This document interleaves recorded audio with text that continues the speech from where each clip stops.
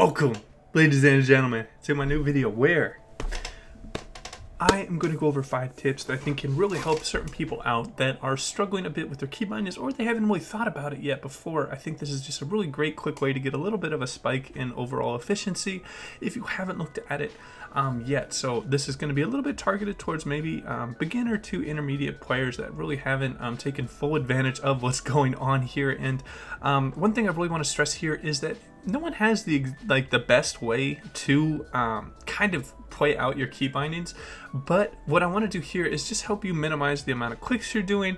Also, I want to just make sure that you're doing everything in your power, like you're giving yourself every kind of step up that you need when you are playing League of Legends to minimize your clicks. And then I would encourage you to personalize it yourself to kind of like what feels good. Does that binding feel better than that binding? Is it quicker for me to use my thumb or my pinky to use that big important ability? So that's kind of my overall thoughts. If you're new to my channel, my name is Lowfit. I do educational content. I do tips videos, guide videos. I also stream here on YouTube. If you want to hit that bell button, you can ask me any questions live. I try to be as interactive with you guys as possible, as well as I'm going to pin a comment down below where I'm going to put a Discord link where you can just send me a direct message and we can chat if you have any questions about this video or any of my previous videos. I love to help out new people. So with all that out of the way, let's get into the first tip. Alright, so jumping into tip number 1, I want to talk about something I think is the absolute most important that I see the most people not taking advantage of, and that is the quick self-cast modifier that is really effective when you are playing champions that are like Lulu and like Nami, that you can either cast a spell on an ally or cast it on yourself, and you are just going to cut down on that extra click of having to target yourself if you use this quick self-cast, where you can just I use the modifier of control, and I am able to cast things on myself without having to target myself. So this is just going to free up my mouse to maybe input a movement command, an attack command, or be doing something else besides just hovering it over myself. And sometimes you can't get a ally on top of you or an enemy on top of you that is looking to kill you, and you might accidentally cast that E on the enemy talon that is jumping on top of you and not get yourself the shield. So this is really important for a lot of support players or people that have self-casted and ally-casted abilities. So that will wrap up tip number 1. Alright, and getting into tip number 2, I want to talk a little bit about a key binding that is extremely important, particularly in the early game, and that is the a shortcut that you can assign that is going to automatically level up a skill for yourself. And the reason why this is so important is because of the different power spikes that you get when you're at when you hit level 2, when you have 2 abilities and your enemy has 1. You want to go in as quickly as possible. So I'm just about to ding up here, and then I hit my Alt E, and that levels up my E extremely quickly. You can find this in the hotkeys, and then abilities and summoner spells.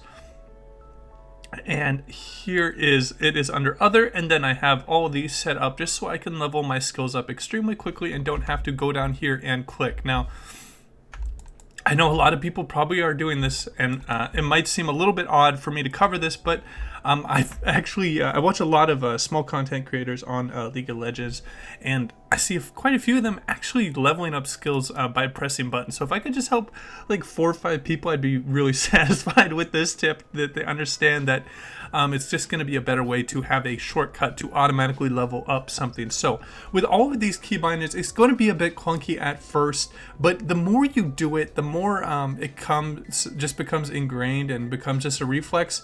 The overall just better of a player you're going to become, and the quicker it's going to be. So you might experience a little bit of lag where it's not as quick as you just rushing down and clicking it like that, as it was to be like, oh wait, what's my modifier? Oh, and then press that button. So keep this in mind. Don't get discouraged if you're not able to do it super fast when you first start, but it will start coming along after a couple of games. And that will wrap up tip number 2.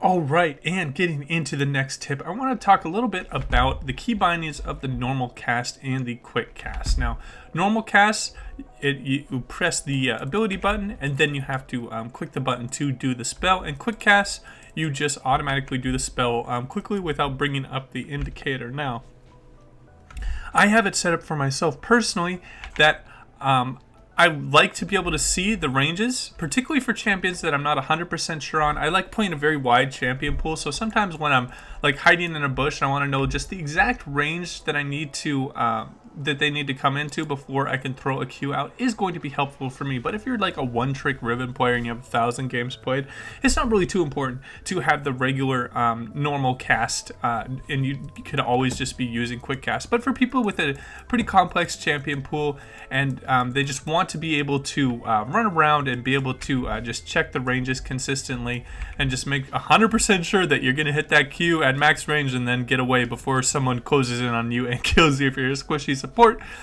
for example. So always keep this in mind. If you want to set it up like I do, I have the normal cast just on the regular buttons, and then my modifier for a quick cast is just going to be shift. So that's kind of my reasoning behind this. I know it might be a little bit controversial, and just again, find what works for you, but I just find it really nice to just be able to see the different ranges and like the just how close I need to get to certain people, because spacing is so important in League of Legends. And that will wrap up this tip. Alright, and getting into the next tip, I want to talk about something that is actually rather important for me and how I personally like to play out my keyboard, and that is having my ZXC bound to these bottom items here. As I press Z and it does the ghosts, and then I press X and it does the Zeeks, because sometimes you're a player and you have a lot of on-use items. Maybe you have a Zonias instead of an Athenas, and you just have a bunch of on-use stuff. You want to have these bottom rows bound, so just make sure that you have these bound. They are traditionally bound to 5, 6, 7, but reaching that far across the keyboard might get your fingers out of placement for when maybe an assassin just jumps over the wall right when you are going 5, 6, 7. Now obviously that isn't going to happen every single time, but just eliminating the amount of movement you have to do with your fingers and trying to make the buttons you're using as condensed as possible, with them being right under the ASD.